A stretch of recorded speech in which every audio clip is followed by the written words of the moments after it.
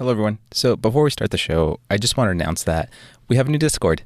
So head on over to thestarcraftobserver.com/Discord. Once again, that's thestarcraftobserver.com/Discord. Now, enjoy the show. Hello, I'm Christopher Lopez, and this is the StarCraft Observer. The show centered around the real-time strategy game StarCraft and its real stories from the community. We talk to artists, streamers, players, creators about their first encounter with the game and how it's changed their lives.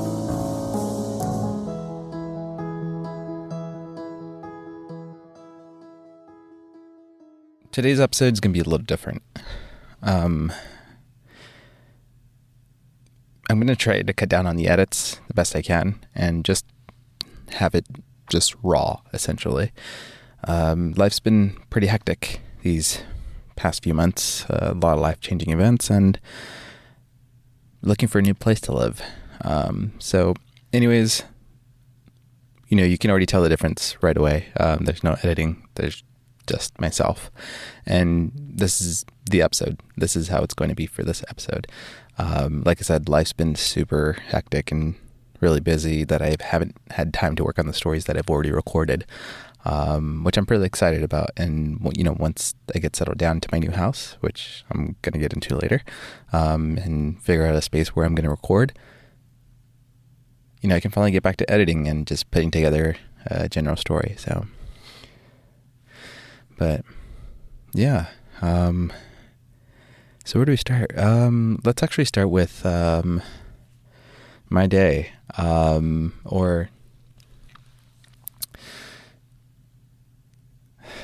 Man, so I was totally afraid of doing this. It's funny. I was afraid of doing this because I was going to be recording myself and be alone with my thoughts. Like, already that just sounds insane and crazy because why am I afraid of that? On Instagram, I'm posting reels of myself and, that's been so liberating and fun to do. It's just really helped me find my childlike self. But, I'm afraid to record a podcast and put this out into the world for all of you to listen. Like, that's just ridiculous, It just sounds insane. But yeah, I guess because I know this is going to be unedited and it's just going to be myself just talking about random things. And I got some talking points written right here. Just basically gonna talk through whatever it is. Yeah, you can hear in my voice that I'm just really anxious and, but anyways, my day was great today.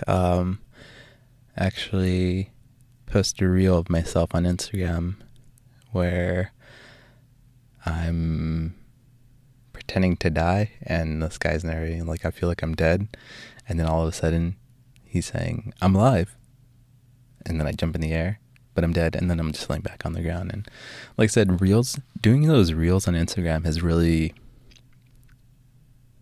and also on TikTok, has really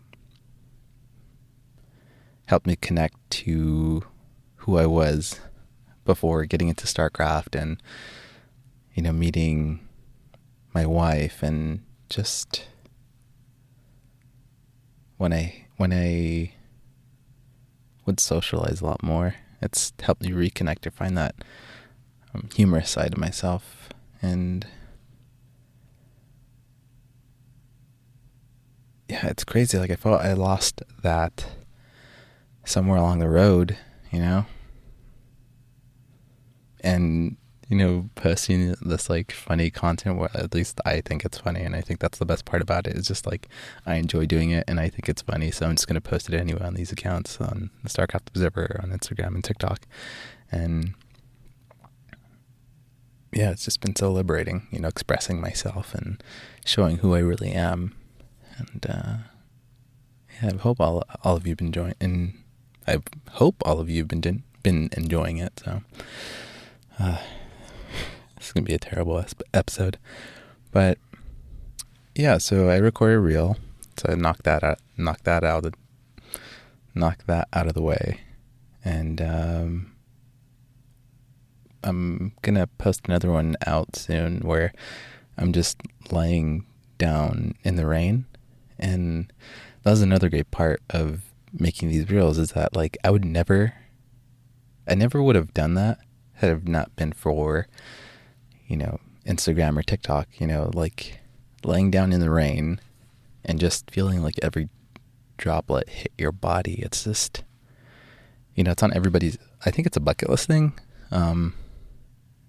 Maybe, I don't know, but doing that was just so,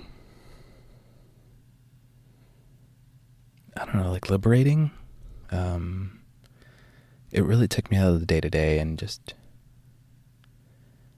really helped me appreciate life a lot more. As cheesy as that sounds, just laying there, closing my eyes and just feeling every drop of water hit my body. It's just, I don't know, I felt connected to life. I felt reconnected to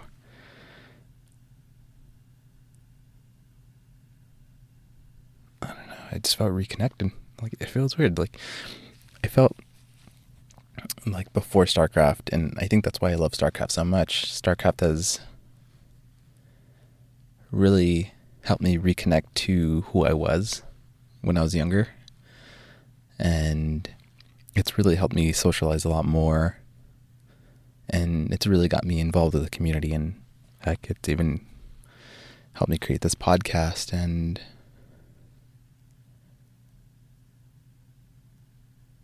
yeah, it's kind of like that. Like, when I was laying down in the rain, like, I'm finding all these different pieces of myself slowly, and it's great. Like, this never would have happened had I've never have created, the StarCraft Observer. And I'm so grateful for that. It's crazy reflecting on all of it.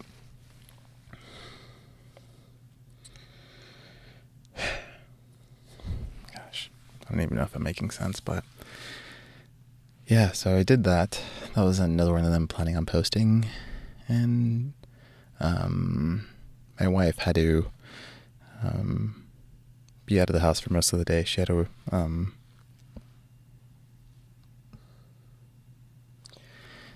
sorry, I'm just finding it hard to breathe because it's summer. It's harder than usual, and I'm in a tiny closet. So yeah. But anyways, like I was saying,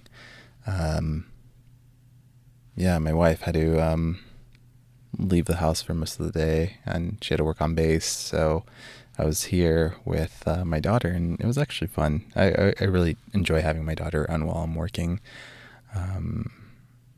It sucks because we're home, and before COVID, her whole thought process was like, home, parents being home equals playtime. And that was pretty much true, before COVID. When parents would get home, it was essentially playtime, and, I'd be playing with my daughter, I'd be running around with her, I'd be going on walks and stuff, which, we still do, but it's different, We're home most of the time. Or we're home all the time now, I'm sorry. And, I have to let her know that, like, it's not playtime. I have to work from, 9 to 5, and you have to guide you on what you're going to do for the day, We have this, like, schedule written out for her, so I kind of, like, point to her, like, what she's going to do throughout the day, and she follows it for the most part, and I try to do my best to stick to it. So, but yeah, spent most of the day with her, and found a pocket of time to do that one reel and lay down in the rain and pretend I was dead in the grass. So, but yeah, overall it was a great day. So, yeah, I finally started to play StarCraft again. I don't know what it was. I just finally manned up and decided to do my PlayStation matches. I placed in bronze after not playing for like 3 to 4 years. I was originally at Platinum before, not having played, or before stopping. And, when you go into your placement matches, you feel like you're going to get back there again. And that's already, step one. I was setting my expectations too high, and I'm already at a bad start right there.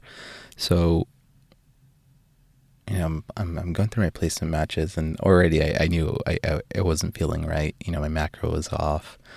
Like, I don't know my build orders very well. Like, I'm looking at a second screen and trying to follow, build order by vibe, just the general bronze to GM build.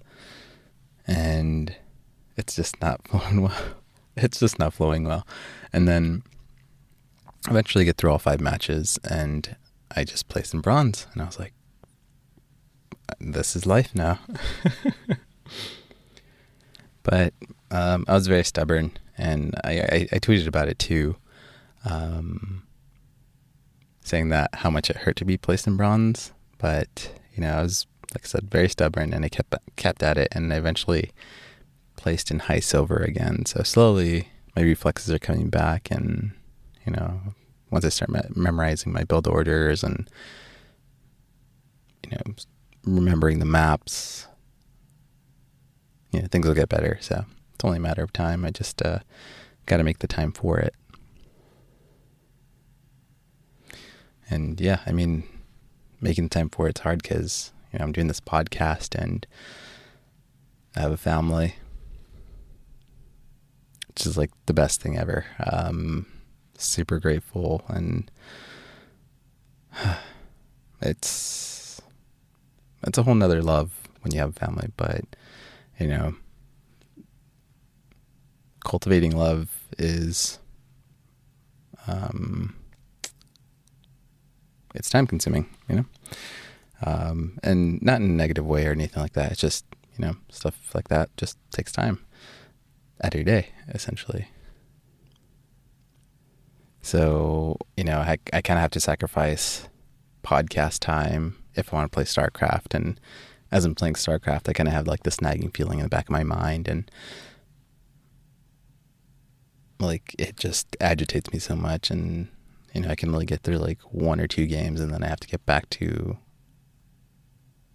working on the podcast to feel productive. And yeah, it's just one of those things where like I'm a one-man band right now, and I'm doing all the editing, the music, ad breaks, promo material, social media stuff. I'm just handling all of that. And yeah, it's just I haven't found the right person or the right editor that understands what I'm going for, I guess, in a sense. I can teach somebody, but I just don't have that kind of time right now. Because I only have the weekends to work on this thing. And, teaching somebody, like, I would really enjoy doing, but like I said, I just don't have the time for it. And it's hard to find an experienced editor, and, it's going to be expensive. But, yeah, that's where I'm at right now. Like, I'm just doing it all myself, essentially. So, which has been an awesome learning experience. Because growing up, I didn't realize this until, once I started putting out episodes, but my brother went to film school. He went to LA Film School, and I remember as a kid, I would wake up in the middle of the night. He'd come home from school, super late, driving from Baldwin Park, which is in the West Covina, Irwindale, Azusa area. I think if you guys are familiar with, Southern California. So he would drive from there all the way to Los Angeles, essentially, for film school, and come back home really late. So sometimes, it'd be like 11 or 10 or something, and I would just like fall asleep, and then I wake up to like typing and clicking, and the room suddenly was hot because me and him shared a room. The room was really hot because of the monitors, and this PC that's like blazing hot because it's editing in, I don't know what he was using. I think he was using like Final Cut at the time. I have no idea. But anyways, he was editing and putting together, student films and helping others create their documentaries. And that was the one thing that he was into, is documentaries. And I would always wake up to that. And sometimes he would ask for my input, like as to how a scene was put together, like how well he put it together. And yeah, he would take that information and try to apply it. And if it worked, it worked. If it didn't, it didn't. So looking back on that now, it's crazy because I'm kind of doing the same thing, but with audio.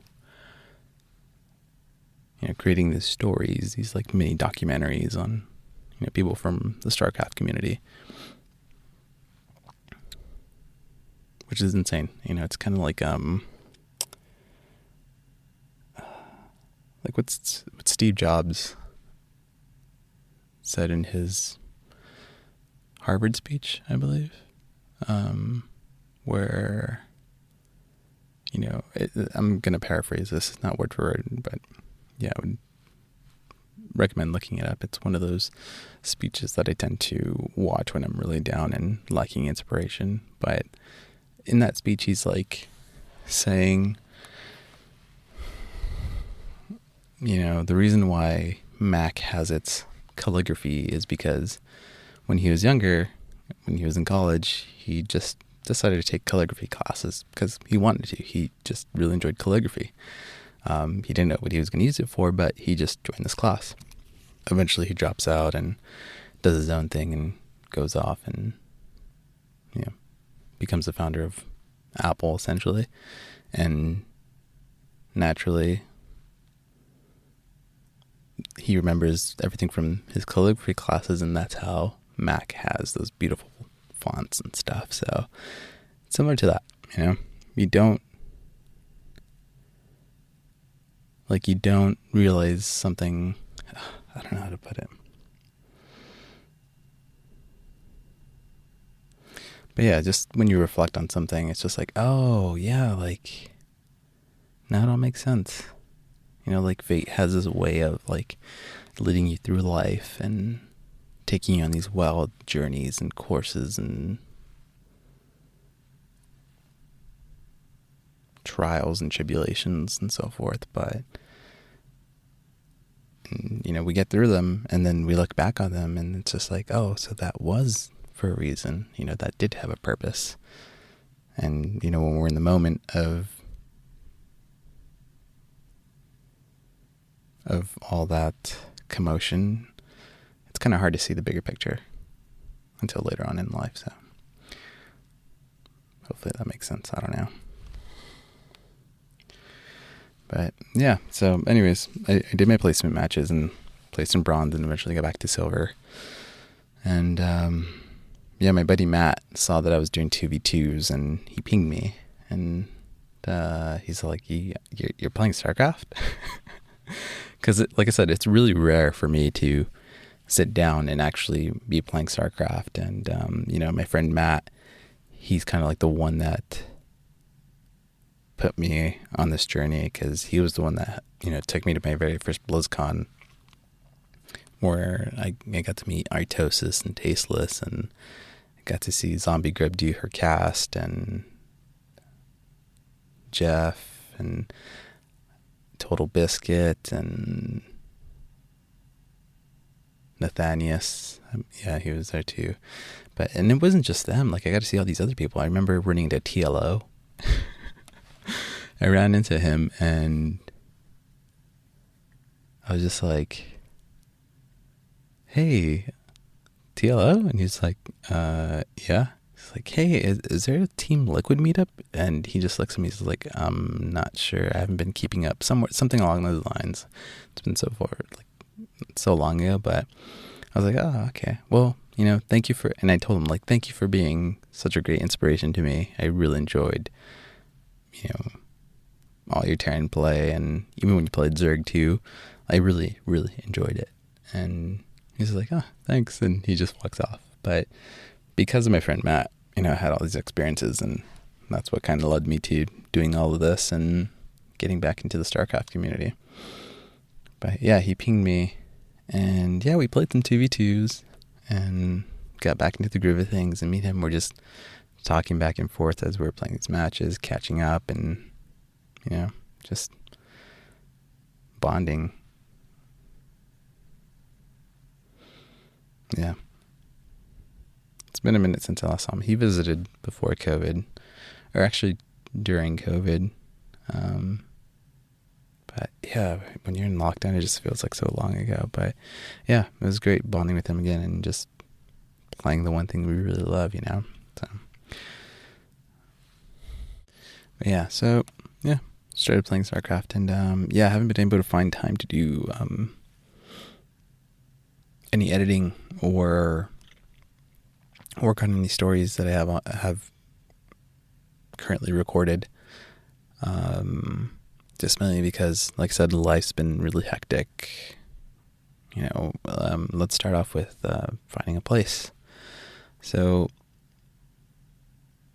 during the debut of this podcast, I had just moved to the East Coast, and I'm currently living in Virginia.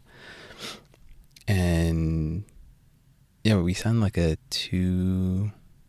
1-year lease, and then we eventually extended it for an additional 6 months. Which we should have extended it more, because moving during a pandemic is the worst, because people are just placing higher bids on rentals, on houses. There's this one incident where this one property was going for $2,600. We put in an application, and we talked to the property owner, and they said that somebody bid at $2,900 for it, and we're just like, wait, what?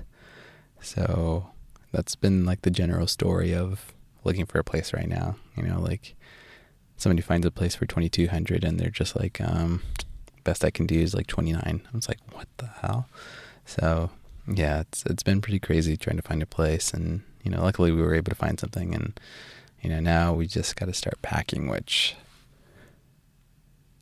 packing's the worst. You don't realize how much stuff you have until you start putting it away. We just accumulate all these random things, some necessities, but others just like, why did I need this? Just random purchases from Amazon. But yeah, just so much packing to do, and we have just so little time, because in about a week from now, we're going on vacation to California to visit my family. And we're going to be there for 2 weeks. And then when we come back, we have to move. So that's going to be fun. The good thing is that, one, we'll be hiring movers, and two, we're not moving across country. So I'm just worried about where I'm going to record. There's like a little shed in the back in the new place, so I'm kind of eyeing that, and removing whatever tools or mowers are in there, and just finding a place for them, and then just soundproofing it and creating like this little miniature podcast studio. So but yeah, we're going back to California for my family. Not going back, but we're visiting my family in California. That's going to be tough. Because one of the other life-changing events that, has happened this year was my mom was diagnosed with stage 2 breast cancer.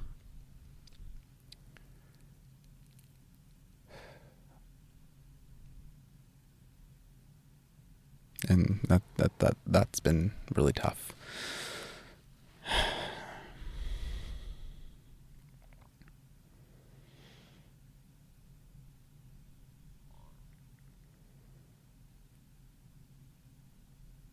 Yeah.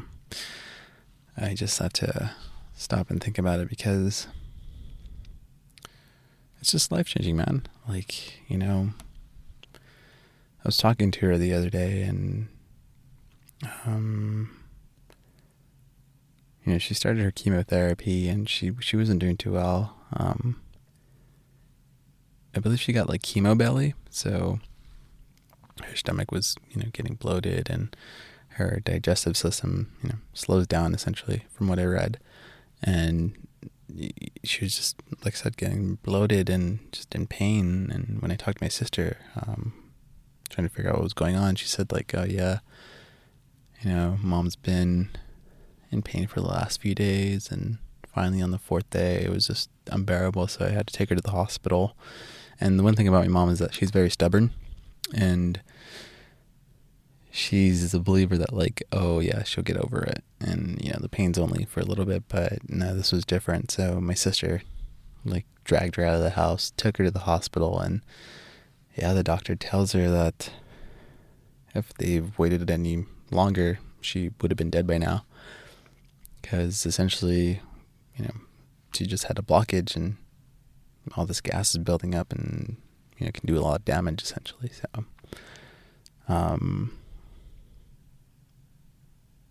the hardest part was calling her. I FaceTimed her. She has her phone while she's in the hospital, mainly because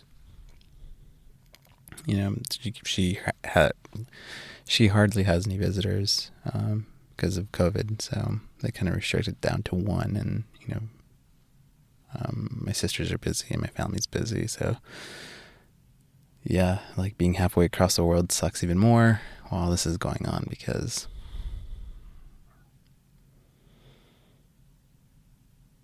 yeah, it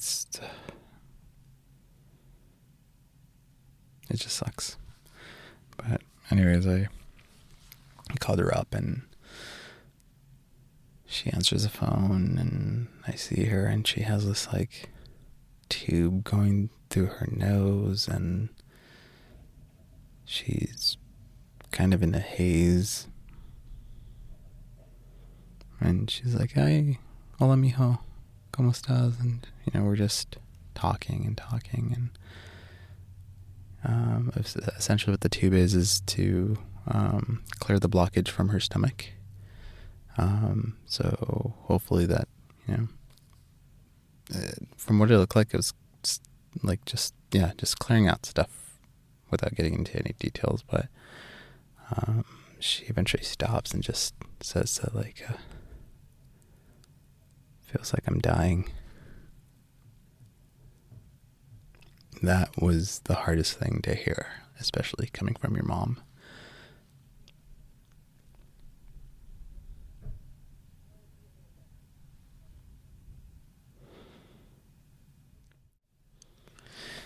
But yeah, she's doing better now. They managed to clear the blockage, and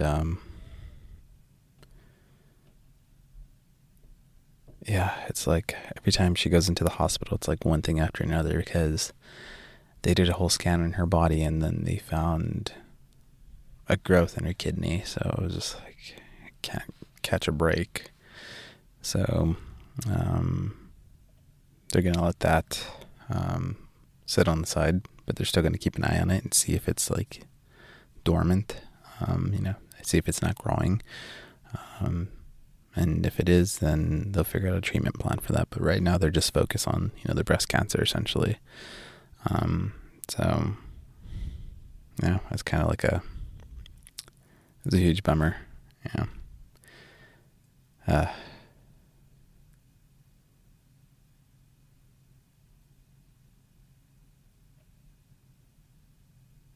Yeah, it's like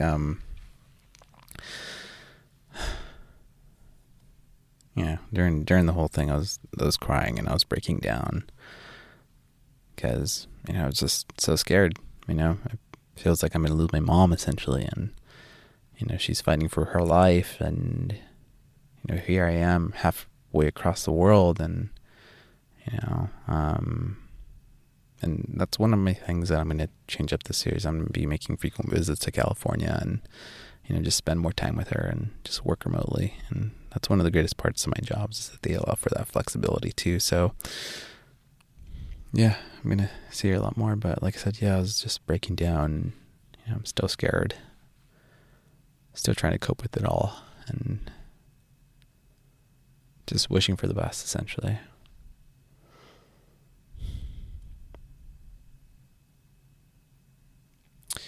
Yeah, sorry. I told you this episode's going to be a lot different. It's going to be more of a tangent, just sitting with my thoughts and just talking with you guys.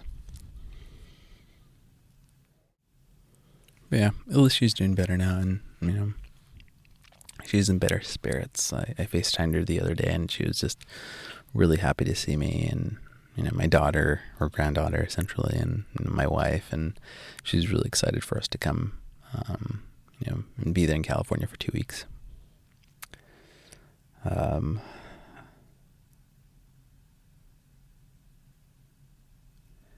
Yeah, and gosh. Another reason why I'm going down to California is because my best friend passed away. He was in a motorcycle accident and lost his life. To make it even worse, he had a baby girl on the way, and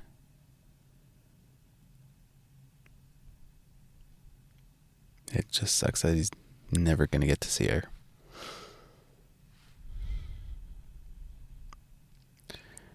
My best friend of 15 years.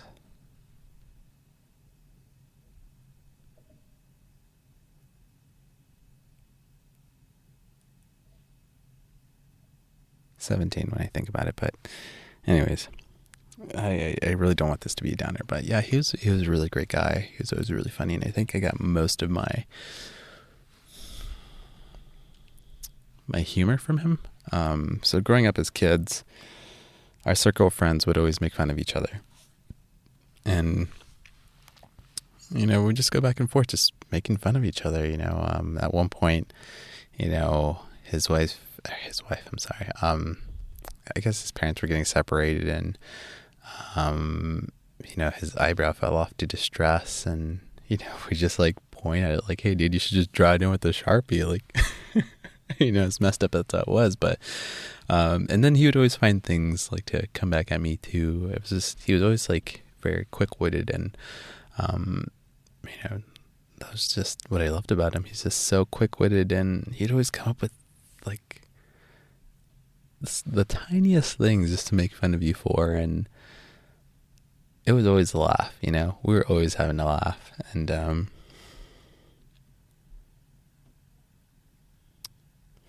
yeah, he was one of the best, amazing individuals that I've ever known in my life. Even during my band days, he was supporting us and, coming to our shows and just being really enthusiastic, and, just had this presence about him, this magic, and he had this smile and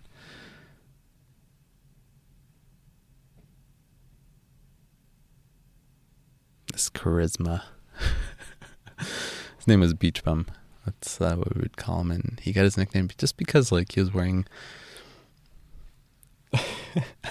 baggy jeans and this windbreaker, and I guess he just looked like a beach bum, and that's how he got his name, Beach Bum. And we're just these punk kids just skating around the neighborhood and just vandalizing things and just being kids, essentially.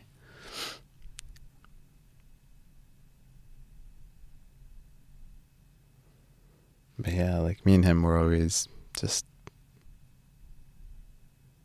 hanging around each other. He was always coming over to my house when I didn't want to talk to anybody, and him and my mom were really close too. So no matter what, even if I said I didn't want anybody to come over, he'd still barge into the house and be like, "Hey, what's wrong, dude?" And he was just always try to get to the bottom of what's bringing me down, and that's what made him a good friend. He was always there.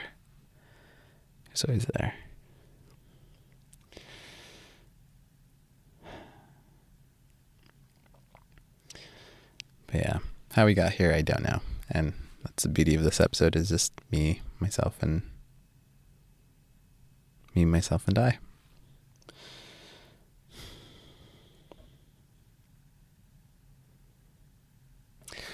So yeah.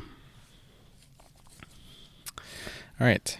So yeah, I got talking points here. So yeah, I already covered that. I finally started playing again, and then we went on this long tangent about my mom getting cancer and my best friend passing away. Sorry about that. But now we're going on to Dreamhack. The overall matches were really good. The finals brackets didn't have a single Protoss in them.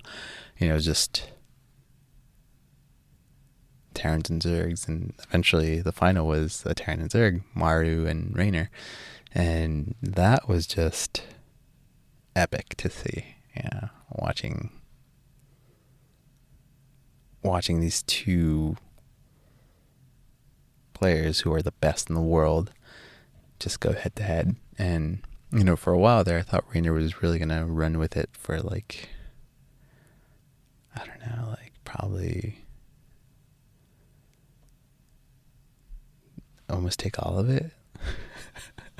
Which sounds insane, but it was just looking pretty confident. But then, I think it was game 3, Maru took a game off Raynor and then took another game after that. So then now the matches are tied up, and it's just like, whoa, what these guys are doing is just absolutely incredible. And that's the beauty of StarCraft, is just like, you never know what's going to happen, with two highly skilled players going head to head. And it was just one of the best finals that I've ever seen. So,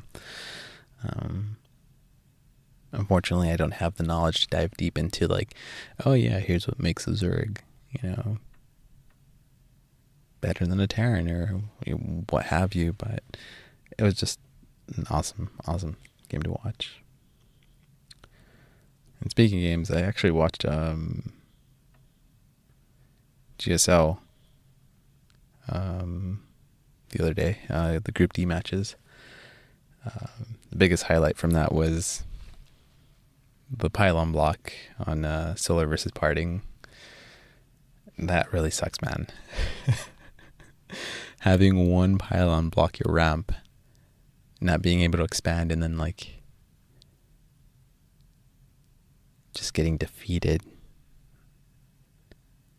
That's the worst. And I remember, they banned that in MLG, because I remember they're doing that with supply depots, right? And that's why they added the breakable rocks there or something. But that's why they placed it down at the bottom of the ramp, so that doesn't happen. And it was just insane to see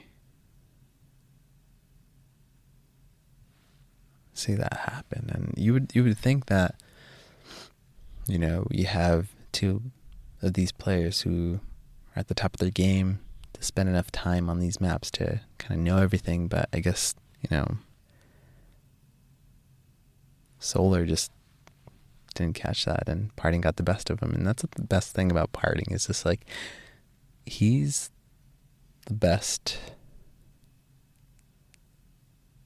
of both worlds. And he's chaotic evil and chaotic good, and you never know what you're gonna get. You don't know if he's gonna proxy void ray right outside of your natural, or you're gonna go into a macro game and go head to head. It was just crazy good, especially seeing him against him going up against Trap,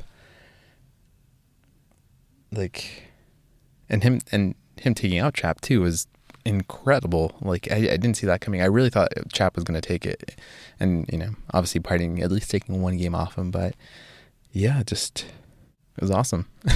It was awesome. So guys, go see those Group D matches.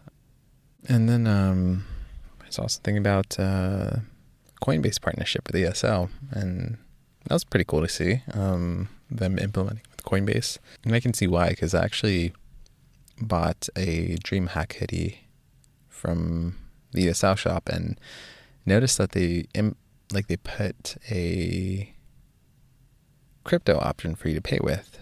I was like, oh, that's interesting. Oh, and that explains the whole partnership, is people can finally pay with their crypto. And who knows, that partnership might lead into prize pools with X amount of cryptocurrency given out. Or maybe that's an option. You want either a cash prize or cryptocurrency. That'd actually be pretty cool. You get those two options, A lot of people aren't big fans of cryptocurrency, but yeah, that's pretty interesting.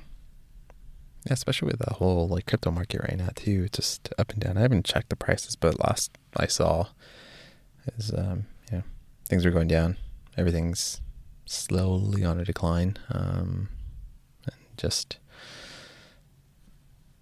gonna hit the bottom soon. So anyways, I don't want to dive into crypto. It's a whole nother story, but yeah, and somebody wanted me to talk about the balance and current state of the game. You know what, like especially seeing the final brackets in Dreamhack, where it's just a bunch of Terrans and Zergs, makes me feel like people are actually putting a good read or getting a better feel of, countering this proxy void ray thing that's going on, because, void rays are, from what I see, and this is just my personal opinion, like I said, I'm placed in silver, so from what I see, is that they're just super strong. You're having the proxy Stargate and a bunch of shield batteries built around, and that constantly happening. But I think,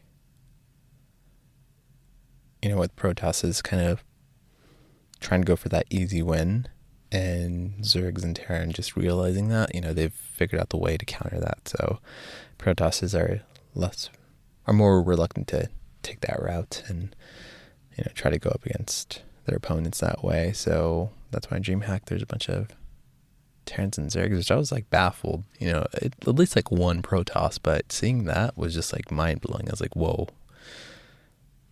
Everybody was like pretty shocked too on Twitter, so I was really surprised. But yeah, as far as balance goes, I don't know. I'm no expert on that, man. I put out this Instagram questionnaire where like people, or me asking for questions and me answering them on this episode. And yeah, the whole balance one, I was just like, let's give that a go. And yeah. On to the next question. So yeah, we got questions from Instagram. So like I said, on Instagram, I posted a stories post just saying that, hey, I'm recording this episode. Send in your questions, and I'll answer them on the show. So let's take the first one. Blonde Bruce Lee via Instagram asks, what's your favorite 5-minute build with your favorite race? Well, I don't play Terran, and so far I've been following Vibes Bronze to GM build, mainly just because I need to just get my mechanics down. I need to get macro, I need to get my hotkeys back, and I just need to get just the overall confidence built. So just following one build order that can just structurally get me set up and economically efficient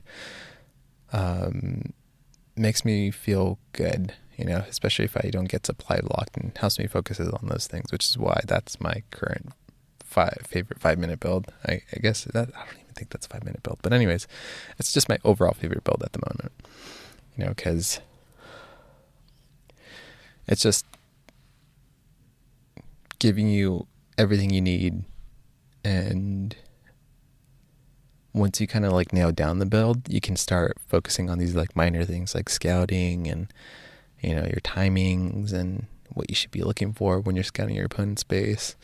But that's like once you really nail down the build. So yeah, that's my current favorite build at the moment.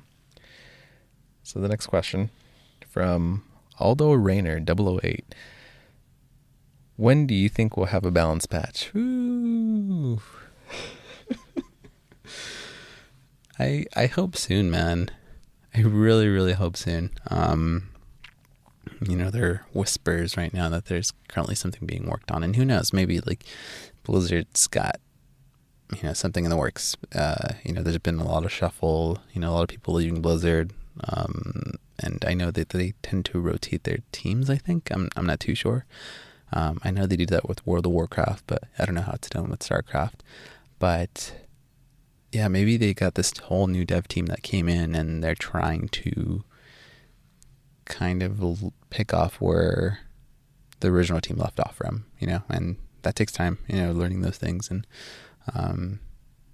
learning these new systems and trying to push out patches and content and create content. So, but to answer the question as to when we'll have a balance patch,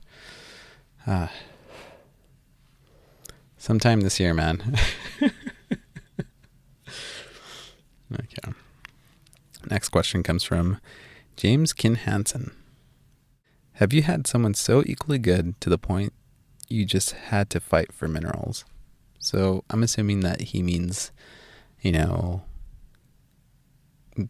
being equally matched to the point where like you're fighting over different bases because you need that certain mineral patch to fuel your economy.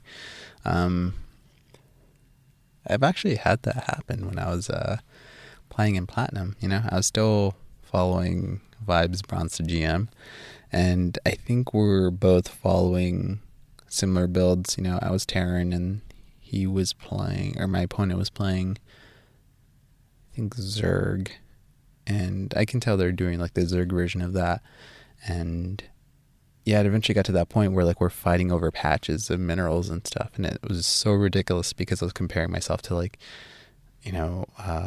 when I saw Sarah at BlizzCon and he was playing stats, it kind of felt that way where like they're constantly fighting over resources because each opponent dominated half of the map, and they're just running out of resources, and each it eventually gets to the point where like battles are taking place at certain areas of the map because I need those minerals.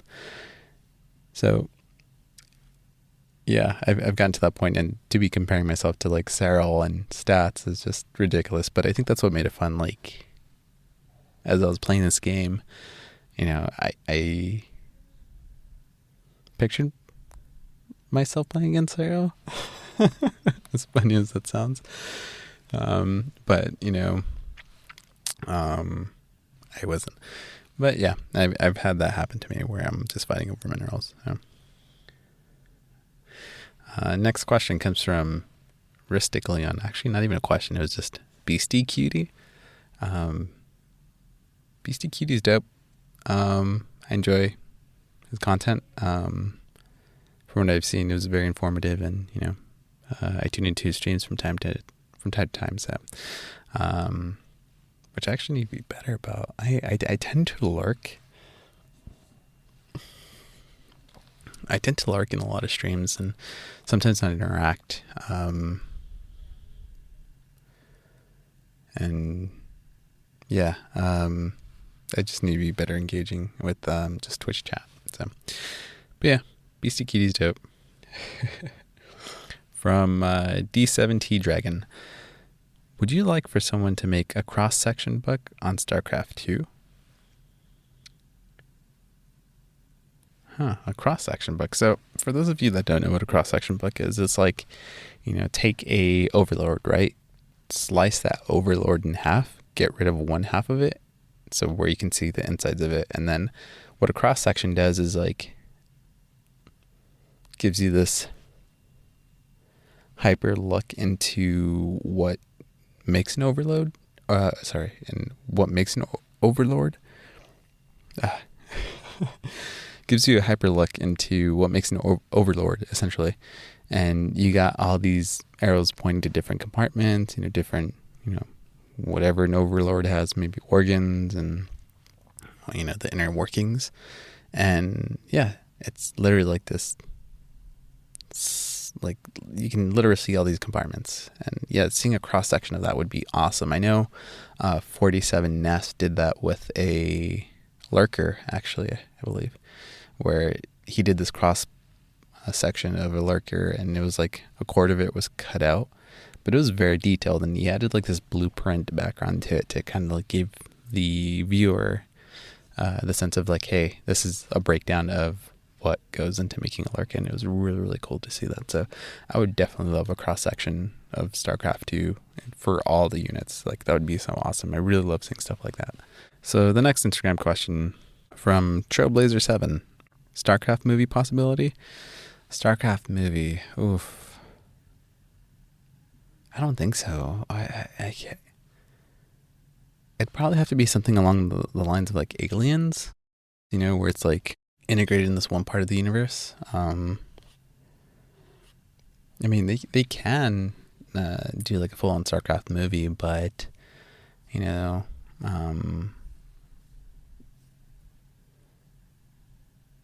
I don't think that'd be on anybody's radar really.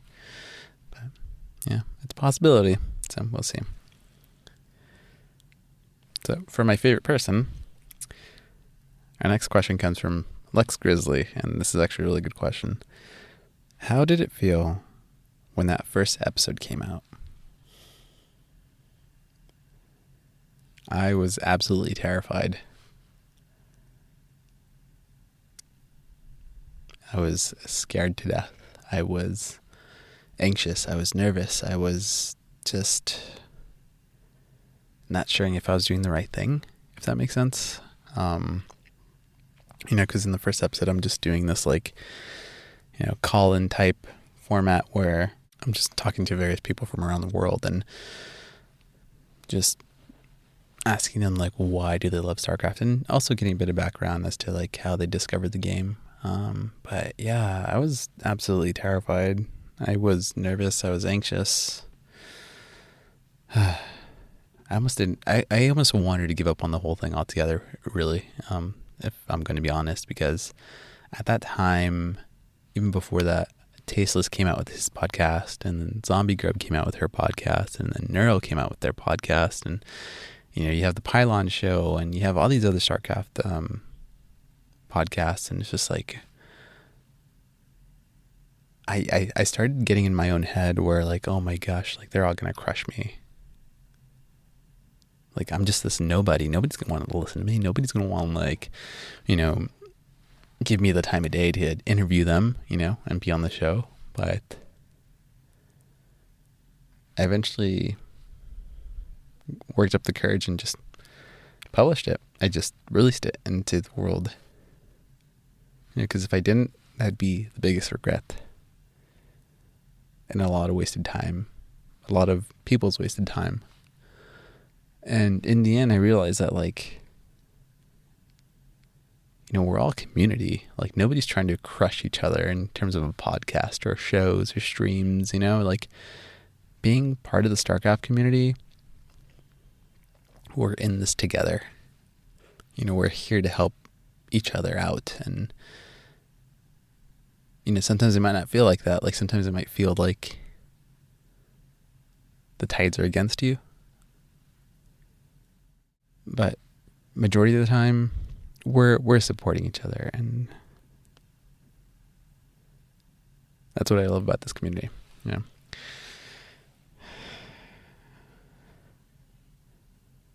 But there are times where it gets really tough. We start questioning, man, is what I'm making even good enough? Will people even like this? And you just gotta put your episode or your content out into the world and just keep doing it. And don't pay attention to the stats. Stats is just,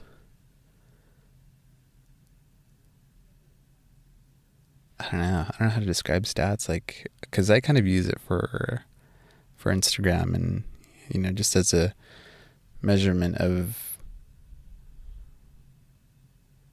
I don't know, growth or something. I'm just seeing this thing growing, and the stats there, and yeah, this thing's growing, and that's all I see is just this growth, and I'm just okay, that's cool. I'm posting stuff that I enjoy doing, and people are enjoying it, and I think that's the key part of it is if you enjoy doing it, and you have no problem doing it, and you're willing to put in the time and the effort, then just do it. I know I sound like a crazy person, but yeah, just as long as you don't get sucked into something that you don't enjoy doing, and you have this community expecting a certain type of content from you that you absolutely hate. So don't get sucked into that. And yeah, but Anyways, yeah, the first episode, that was just like the most excruciating self-torture that I've ever put myself through, and I'm glad I published, because once I did that, I was able to put more episodes out after that, and people were understanding that, like, the type of show that I'm making. And it's always hard in the beginning because, you know, when you ask somebody for an interview, they think it's going to be like this unedited, long format type of show, which tends to be majority of podcasts. But when you have, you know, 3-4 episodes, people are more inclined to do an interview with you because they understand that this is the direction you're taking this in. So anyways, yeah. But yeah, speaking of content, I've really been enjoying a Patrice Zelda stream lately. Seeing him finally get to the, 5100, 5200 MMR. That was really amazing to see. You know, he put in so much work, and, you know, some days we're L gang, other days we're W gang, and, you know, Twitch chat's along for the ride, and, you know, finally seeing him achieve that goal and just become a better player is just an amazing journey, you know. But yeah, and I recently purchased two of his shirts, actually, the W gang and L gang. It's just I love those, like, I love those designs, and, you know, especially when Twitch chat is just predicting that, you know, this is going to be a loss or a win. So that's why I bought them, because just that camaraderie and those predictions, and seeing Sal's reaction to, like, W gang and L gang, you know, makes it more meaningful. So that's why I've been enjoying his stream lately too. It's just been awesome. And I've been tuning into, who else? Angie's stream. She goes by Angeline Tammy on Twitch. Overall, just a great person, great Protoss player, and just seeing her interact with the Twitch chat as well. You know, it's always amazing to see. She recently opened up about her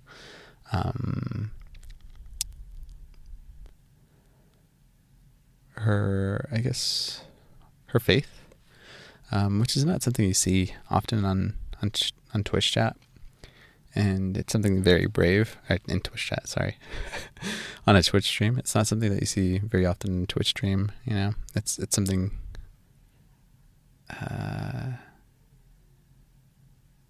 don't know. It was just very brave of her to do, and just seeing her be open about it is really awesome. You know, and how she got involved, you know, with the church, and at a very young age, not knowing how to deal with these other kids, because I think she was part of a church group. Yeah, she was the head of a church group, and essentially when you're the head of a church group, you're kind of like guiding these people and making sure they stay on the right path. And, you know, she was at a very young age where, like, she wasn't really exposed to a lot of things. So when she was getting these phone calls from members of her church group, you know, some of them were like, hey, like, I took a lot of these pills, like, what should I do? I'm scared. Or, hey, you know, I'm at a guy's house, like, what do I do? You know, so she was just like, whoa, like, what did I find myself in? You know, so, but anyways, yeah, like, it was just really awesome to see her open up about her faith. And not that I'm a religious guy, I just think it's just a really, really, really brave thing to do. And her Twitch chat was just really, like, really thanking her for being open about that. So it was a beautiful thing to see. So yeah, I've really been enjoying her stream. And then Larissa, I think that's how you pronounce it, Larissa. Yeah, I've been tuning into her stream, you know, and she's always fun to watch. And, you know, I always post some great content on Instagram. Who else? Zombie Grub as usual. I tend to lurk a lot in her stream most of the time, so Zombie Grub, if you're listening to this, I'm sorry, I'll participate in Twitch chat more. Let's see, so there's Zombie Grub, and haven't been able to tune into Lex's stream. I really love tuning into her stream, but by the time she comes on, I'm having dinner and I'm about to put my kid to bed. So, yeah, if you guys want to enjoy a great Taryn Blair, she's a person to watch, Lex Grizzly. But anyways, yeah, so I don't know how this episode's going to turn out. I'm kind of really terrified of my words. I was freeforming it. This is going to be unedited, maybe edited somewhat. I don't know. But yeah, for stuff like this, it'll probably be rare. I don't know. Maybe I'll do it like once every other month with a podcast episode, because these are pretty easy to do. And yeah, send your feedback. I'll try to be better about my talking points and try to write down like what games I watched and, you know, get into detail about GSL and Team Liquid map contest. Unfortunately, couldn't dive into the Team Liquid map contest because, one, I didn't play on any of the maps. All I can say is like, oh yeah, it looked nice. You know, I've watched the games, but I haven't experienced it. And I haven't been able to tune into the TLMC matches, you know, to see like how the maps balance out. So that's one reason why I didn't talk about them. But yeah, I think we've gone long enough, and I really appreciate you guys listening and taking the time to just tune into this episode. And I got some great stories lined up, and life's been really chaotic on my end, which is why I haven't been able to work on stories and edit things, because I'm just in the process of moving, and it's just, I had a lot of personal stuff happen in my life, so it's been challenging this year so far. So to everybody listening, thank you so much, and thank you for supporting the show. Thank you for sharing it to your friends, family, sharing it within the community. Yeah, thank you so much. I'm grateful for all of you. Oh, and before we go, and you might have heard this at the top of the show, don't forget to join the new Discord. You can get to the Discord by going to www.thestarcraftobserver.com/Discord. That URL again is www.thestarcraftobserver.com/Discord. I also did a quick fact check, and that Steve Jobs speech was for Stanford, not Harvard. So go to YouTube, look up that 2005 Steve Jobs Stanford commencement speech. I highly recommend it. And once again, thank you so much for listening. Until next time, friends.